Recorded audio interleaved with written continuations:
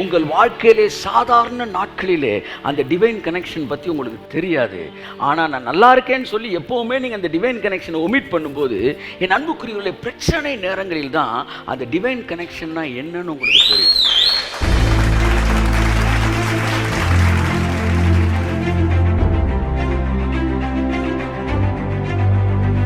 பன்னெண்டு பேர்கிட்ட போதகம் பண்ணுவாரு, 3 பேர்கிட்ட ஷேர் பண்ணுவாரு.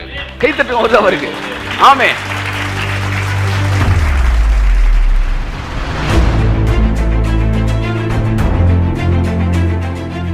அதாவது உறவுகள்ல நிறைய வர்ணங்கள் இருக்குங்க. தயவுசெய்து புரிஞ்சுக்கணும். ஒவ்வொரு உறவும் ஒவ்வொரு வர்ணம் உடையது. அந்த வர்ணமுடைய உறவுகள் உங்களுக்கு இருக்கணும். பலதரப்பட்ட வர்ணங்கள் உறவுகளில் இருக்கிறது. தங்கையின் உறவு வேறு, அக்கா உறவு வேறு, அண்ணன் உறவு வேறு, அண்ணி உறவு வேறு, தகப்பன் உறவு, தாயின் உறவு, மனைவி உறவு, இப்படி உறவுகள்ல பல வகை இருக்கிறது.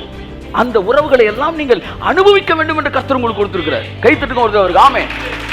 அதுல ஒண்ணுதான் இந்த தெய்வீக உறவு.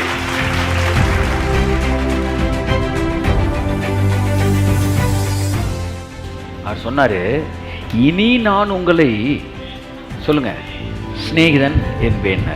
அப்படின்னு என்ன அர்த்தம்? இது வரைக்கும் உங்களை நான் சீசனாக தான் வச்சுருந்தேன், அதனால் ஏன் பர்சனலாக உங்கள்கிட்ட நான் பேச முடியாது. இப்போ இத்தனை வருஷம் பழகிட்டோம், இனிமேல் நீங்கள் எனக்கு ஃப்ரெண்டுன்ற இடத்துக்கு வந்துட்டீங்க. அதனால் என் மனசில் இருக்கிற பயத்தையும் என் திகிலையும் கூட உங்கள்கிட்ட ஷேர் பண்ணுற ஒரு உன்னதமான இடத்துக்கு உங்களை நான் கொண்டு வந்துருக்கேன்.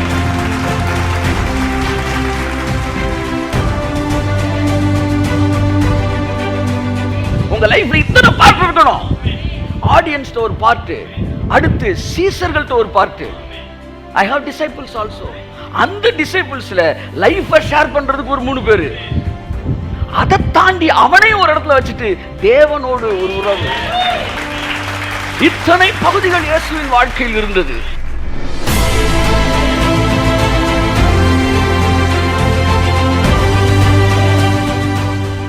இந்த டிவைன் கனெக்ஷன் நீங்க யாரை வேணாலும் கையை கொடுத்துட்டு வாங்க நம்ம சேர்ந்து ஜெபிப்போம் அப்படின்னு சொல்ற ஆள் கிடையாது. இது இன்னார்க்கு இன்னார் என்று எழுதி வைத்தானே தேவன் என்று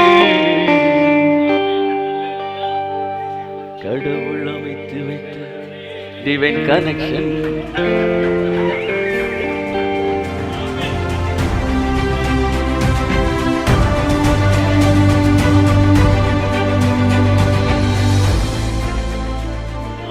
நான் என் வாழ்க்கையில் பார்த்துருக்கிறேன். என் வாழ்க்கையில் எப்பமெல்லாம் ஒரு டேர்னிங் பாயிண்ட் தேவையோ, எப்பமெல்லாம் ஒரு கன்சோலிங் தேவையோ, அப்பெல்லாம் என்னுடைய வாழ்க்கையில் எனக்கென்று நியமித்த அந்த டிவைன் கனெக்ஷன் மூலமா தான் தேவன் பேசுறாரு. நானும் பார்த்துட்டேன். கைத்தட்டுங்க அவருக்கு. ஆமென். அப்பதான் நான் சொன்னேன், ஆண்டவரே இப்படி டிவைன் கனெக்ஷன் பெற்றவர்கள் எத்தனை வாக்கியமானவர்கள். இந்த உலகத்தில் ஆரோனின் சிரசில் ஊற்றப்பட்ட தைலத்தை போல அபிஷேகம் பெற்றவர்கள்.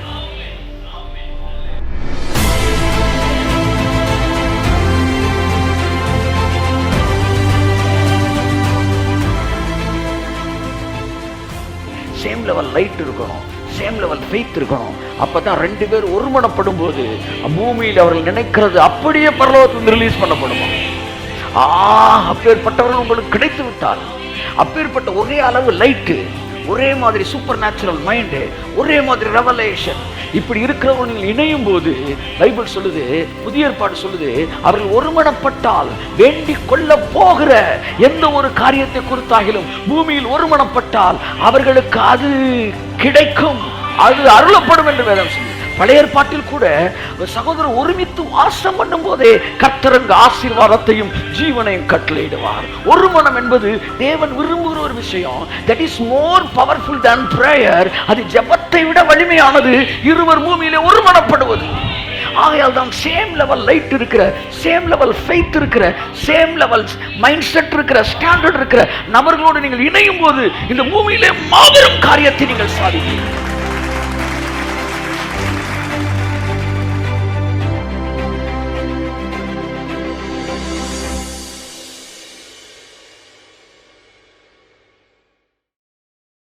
The precious oil, அதாவது the divine connection is a precious oil. அது ஆரோனின் சிரசின் மேல் ஊற்றப்பட்ட நல்ல தைலம். It is not a normal oil, It's a precious oil. People who ever have a divine connection, they will be anointed with a precious oil. Amen.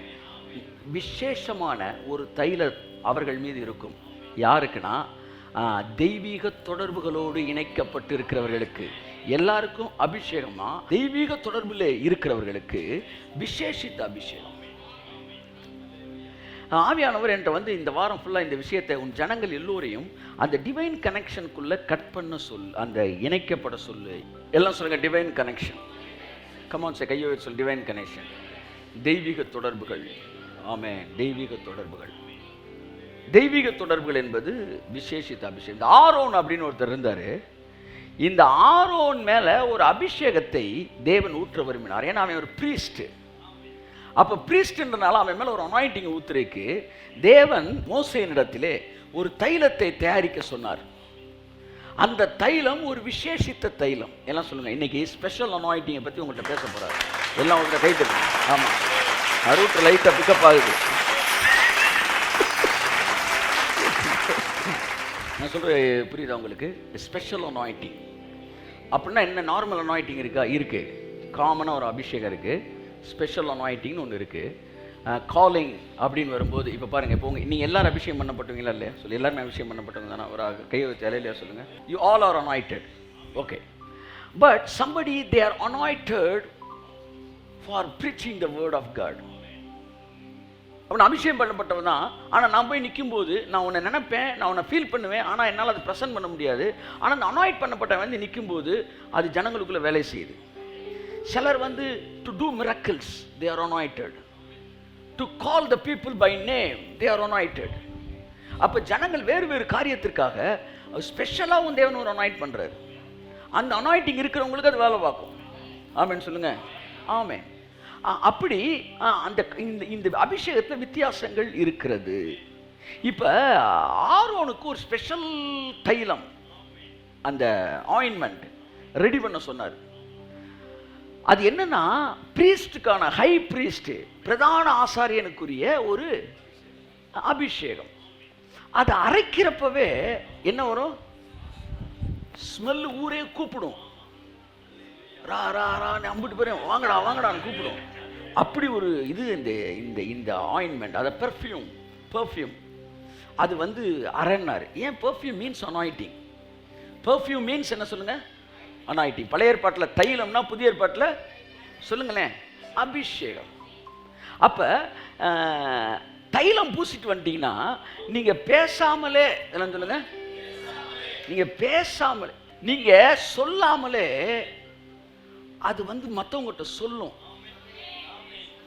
அப்படிதான் anointed people, when they come, when they enter into the congregation, அவங்க வாயை திறக்கிறதுக்கு முன்னாடியே அந்த அபிஷேகம் ஜனங்கள்கிட்ட சொல்லும்.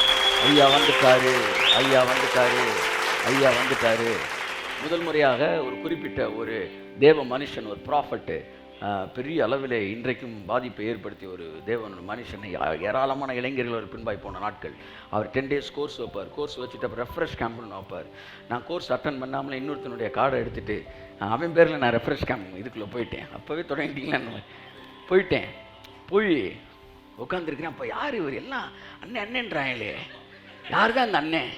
பார்த்துருவோம். ஏன்னா எங்களுக்கு தெரிஞ்ச அண்ணன்லாம் பார்த்தாங்க, ஐயாவை தான் பார்த்துருக்கோம். நல்ல பெரிய தொந்தி, பெரிய வயிறு, சஃபாரி, இப்படி போட்டு பேஸ் வாய்ஸில் பேசினா தான் அனாயிட்டிங் நாங்கள் பார்த்துருக்குறோம். அப்படித்தான் யாரோ ஸ்டேஜுக்கு வருவாங்கன்ட்டு நான் அப்படி உட்காந்துக்கிட்டே இருக்கேன்.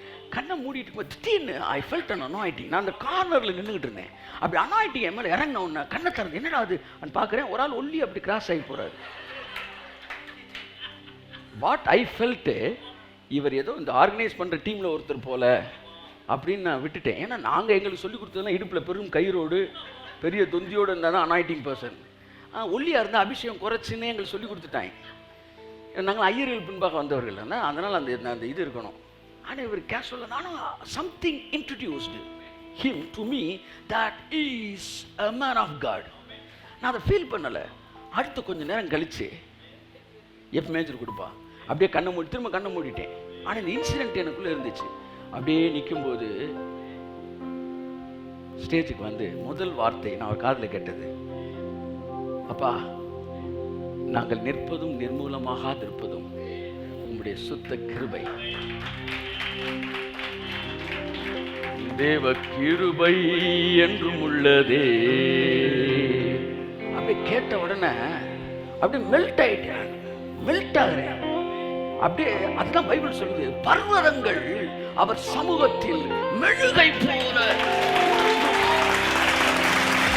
கண்ணை பார்க்கிறேன், யாரா இந்த தேவகானம் இன்னைக்குங்க அப்படியே பார்க்கிறேன். இப்ப கிராஸ் ஆனார்ல, எல்லாருக்கும் பார்க்காம இருந்தாங்கன்னா ஸ்டேஜுக்கு வந்த பிறகுதான் அவர் ஊழியக்காரன் தெரியும். ஆனா எனக்கு அவர் கிராஸ் ஆகிறப்பவே முதல் முறையா பார்க்கிறேன் அவர் ஒரு மேன் ஆஃப் காட். அப்படி ஏன்னா அந்த அனாயிண்டிங் என்னை இன்ட்ரோடியூஸ் பண்ணுது. If you are anointed, you need not introduce yourself. The anointing itself will introduce you. Amen. தேவன் எப்பவுமே உங்களை செதுக்குவார், சீர்படுத்துவார், உங்களை அசிங்கப்படுத்த மாட்டார். ஆமேன்னு சொல்லுங்க. ஆமேன். இந்த பொது இடத்துக்கு பிள்ளைகளை கூட்டிட்டு போய் திடீர்னு உள்ள டீ எடுக்க அந்த அம்மா போகும்போது உங்க பிள்ளை திடீர்னு ஏதோ பண்ணி வச்சிருச்சுன்னு வச்சுக்காங்க, உடனே ஊருக்கு எங்க பாரு அப்படின்னுவீங்களா? அப்படியே சத்தமே தெரியாம ஜகால், நீ இப்படி இருப்பினா நான். ஆமென், ஆமென். வெள்ளம் போல் நிந்தை மேற்கு. அப்ப இதில் என்ன தெரியுது? உங்களை நிந்திக்கிறது, உங்களை அவமானப்படுத்தும் நினைக்கிறது, உங்களை அசிங்கப்படுத்தும் நினைக்கிறது, உங்களை தெருவு கூட, இது எல்லாம் யார் செஞ்சாலும் அதுக்கு பின்னாடி யார் இருக்கா? பிசாசு தான் இருக்கிறான்.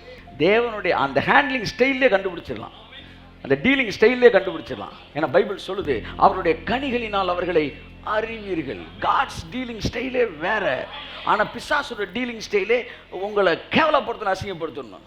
அப்ப இந்த ஆரோன் மேல ஒரு தைலத்தை செஞ்சாராம்.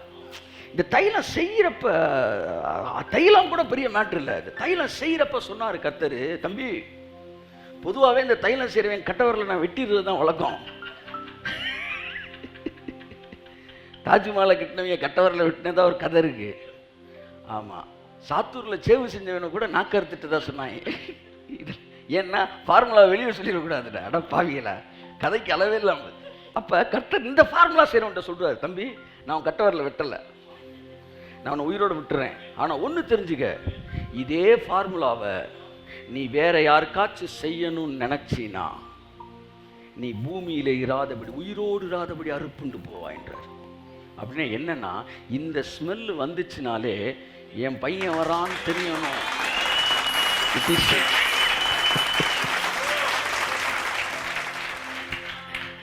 அதுதான் the unique anointing. Critics never accept it. அவன் வந்து ஜனநாயகம் பேசுவான், நாங்கள் எல்லாம் ஒன்று தான், எல்லாரும் கர்த்தருக்குள் ஒன்று தான், எல்லாம் ஒன்று தான். யார் இல்லைன்னது? யார் இல்லைன்னது? யார் இல்லைன்னு சொன்னது? எல்லாம் ஒன்று தான். எல்லோரும் தீர்க்கதரிசிகளா? ஒருவனும் உங்களுக்கு போதிக்க வேண்டுவதில்லைன்னு இருக்கு. ஏக்கு சர்ச்சுக்கு வரீங்க? தேவன் எல்லாருக்கும் போதிச்சாலும், பைபிளை திறக்கும்போது எல்லாருக்கும் பேசினாலும், போதிக்கிற அபிஷேகம் உடைய போதகர்கள்னு ஒருத்தன் ஸ்பெஷலா தேவன் என்ன செய்யறாரு? வைக்கிறாரு. தீர்க்கதரிசிகள் சிலர் ஸ்பெஷலா வைக்கிறாரு. It is called special anointing. இந்த ஆரோனின் சிரசின் மீது ஊற்றப்பட்ட அபிஷேகம்னா என்னன்னா, அந்த 25 லட்சம் பேருக்கு ஆரோன் யாருன்னு தெரியாது. ஆனா கண்ணை மூடி இருக்கும்போது ஆரோன் வந்துட்டாரு வந்துட்டாரு அந்த அனாயிண்டிங் அப்படியே சொல்லுமா, அந்த ஸ்மெல் கையை தட்டை வருகிறார். ஆமென்.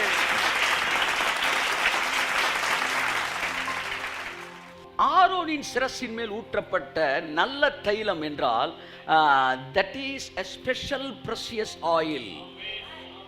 இந்த ஆயிலை தேவன் தன் பிள்ளைகளுக்கு ஊற்றுறாராம். யார் ஊற்றுறாருன்னா, people who have divine connections.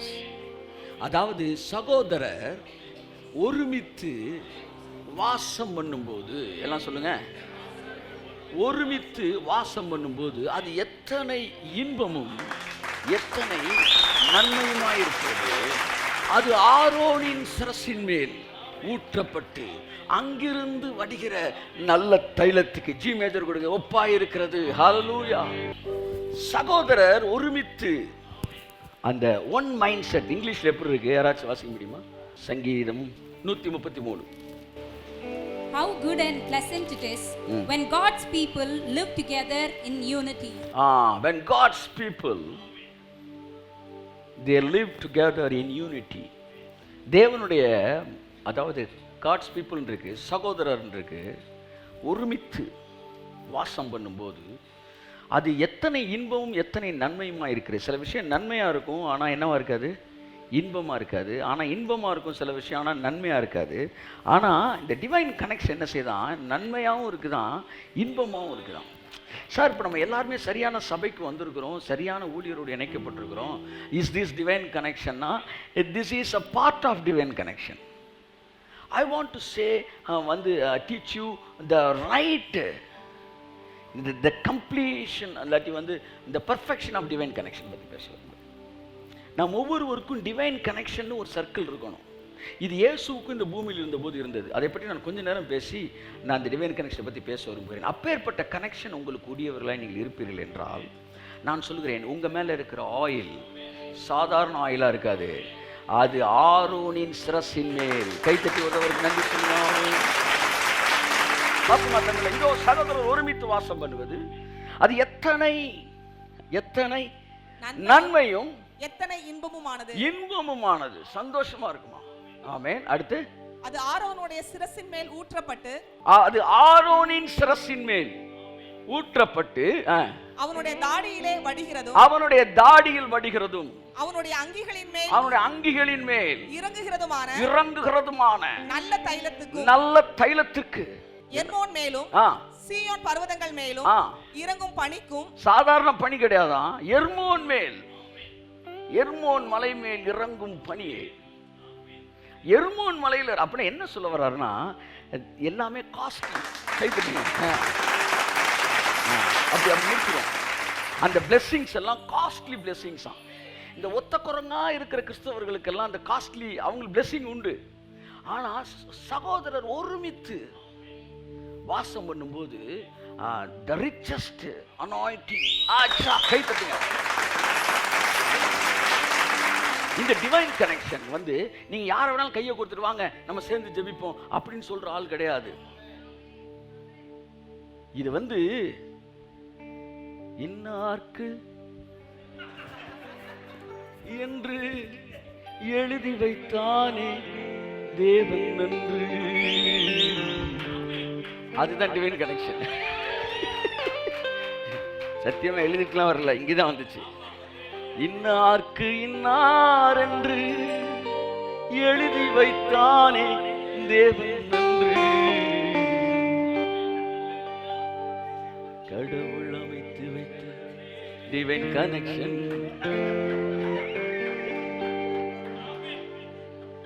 So whether Jesus had this divine connection? Yes, of course. இப்ப இயேசுநாதர் எத்தனை பார்த்தா தான் லைஃபை பிரிச்சு வச்சிருந்தாரு. நான் உங்களுக்கு காண்பிக்க போறேன். ரொம்ப ஒரு ஓடு வந்தோம் பெரிய லெவல்லாம் கிளாஸ் எடுப்பேன்னு நினைக்கிறீங்க. சும்மா 2 மேட்டர் எழுதிட்டு வச்சு வாசிப்போம். Mark, if he himself needs that divine connection, நமக்கு அது இன்னும் அதிகமாய் தேவையானதாய் இருக்கிறது. மார்க் 14:32-33 வாசிப்போம். பின்பு கெத்செமனே எனப்பட்ட இடத்திற்கு வந்தார்கள். ஒரு அதிர்ச்சியான ஒரு வசனத்தை இப்பொழுது நீங்கள் வாசிக்க போகிறீர்கள். பின்பு கெத்செமனே என்கிற இடத்திற்கு வந்தார்கள். அப்பொழுது இயேசு கிறிஸ்து தம்முடைய சீஷர்களை நோக்கி, நான் ஜெபம் பண்ணும் அளவும் இங்கே உட்கார்ந்திருங்கள் என்று சொல்லி பேதுருவையும் யாக்கோபையும் யோவானையும் தம்மோடு கூட்டிக் கொண்டு போய் சபையே, இன்றைக்கு உனக்கு தேவையா இருக்கிற ஒரு செய்தி இது. இந்த சத்தியம் உங்களுக்குள் போகும்போது உங்க அபிஷேகத்திலிருந்து ஒரு பிரஷியஸ் அபிஷேகத்துக்குள் நீங்க கடந்து வர போறீங்க.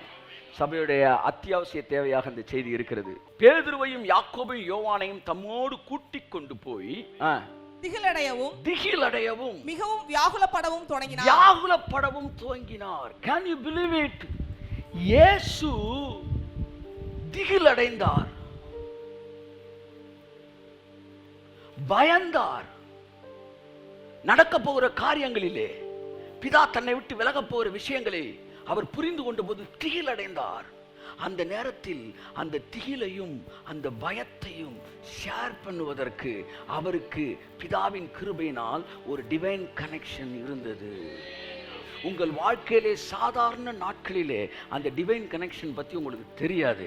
ஆனால் நான் நல்லா இருக்கேன்னு சொல்லி எப்போவுமே நீங்கள் அந்த டிவைன் கனெக்ஷனை ஒமிட் பண்ணும்போது, என் அன்புக்குரியவர்களே, பிரச்சனை நேரங்களில் தான் அந்த டிவைன் கனெக்ஷன்னா என்னன்னு உங்களுக்கு தெரியும். இதை நான் வந்து எக்ஸ்பீரியன்ஸில் சிலருடைய வாழ்க்கையில் நான் பார்த்தபோது, ஆஹா, இப்படி ஒரு கனெக்ஷன் உங்களுக்கு இருந்தனால தானே இவங்க இந்த நேரத்தில் ஆறுதல் செய்யப்பட்டாங்க, தேர்தல் செய்யப்பட்டாங்கன்னு நான் கண்ணார பார்க்கும்போது உடனே ஆவியானவர் சொன்னார், அந்த 3 பேர் மாத்திரமல்ல, உன் சபையில் இருக்கிற ஒவ்வொருவரும் 2 பேராக 3 பேராக 4 பேராக ஆங்காங்கு they must have a divine connection. 12 பேர் இயேசுவுக்கு இருந்தாங்களாம். அந்த 12 பேர்ல 3 பேரை தனியா தனக்குன்னு பிரிச்சாராம். உங்களுக்கு இந்த கிரவுட்ல உங்களுக்குன்னு குறிப்பிட்ட ஒரு டிவைன் கனெக்ஷன்ஸ் இருக்கணும். அந்த டிவைன் கனெக்ஷன்ஸ் தான் நீங்க திகில் அடைகிற காரியங்கள், நீங்கள் வருத்தப்படுகிற நேரங்களிலே உங்களை ஆற்றி தேற்றுவதற்கென்று எல்லாரும் அட் அ டைம் போய் ஒரு ஊழியர் நீங்க என்ன செய்ய முடியாது, பார்க்க முடியாது. ஊழியனை தேவன் உங்களுக்கு தான் வச்சிருக்கிறாரு.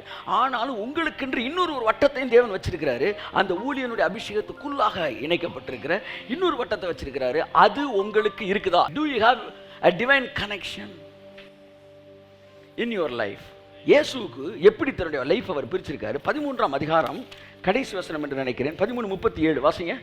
நான் உங்களுக்கு சொல்லுகிறதை எல்லாருக்கும் சொல்லுகிறேன், விழித்திருங்கள் என்றார். விழித்திருங்கள் என்றார். 13 மார்க்கு 13:37 எல்லோருக்கும் சொல்லுகிறேன், எல்லோருக்கும் சொல்லுகிறேன். இயேசுவும் காங்கிரிகேஷனும் எல்லாம் சொல்லுங்க.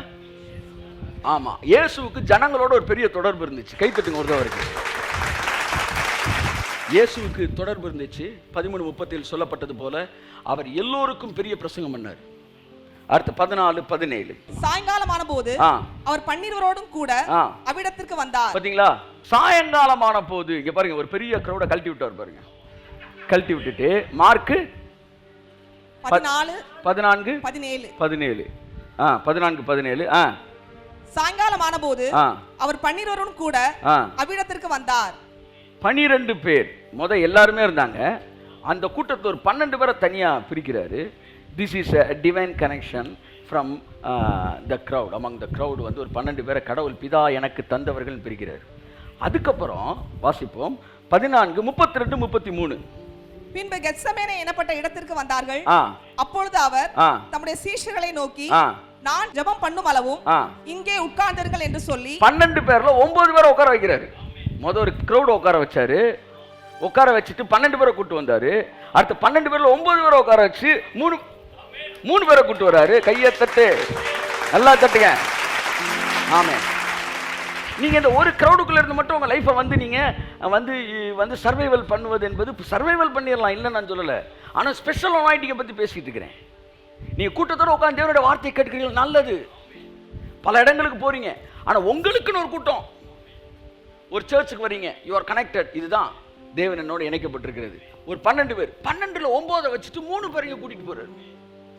இந்த 3 பேர் தான் இவர் பர்சனலா ஷேர் பண்றதுக்குன்னு வச்சிருக்கிற ஆளு. கை தட்டுங்க. 12 பேர்ட்ட போதகம் பண்ணுவாரு, 3 பேர்ட்ட ஷேர் பண்ணுவாரு.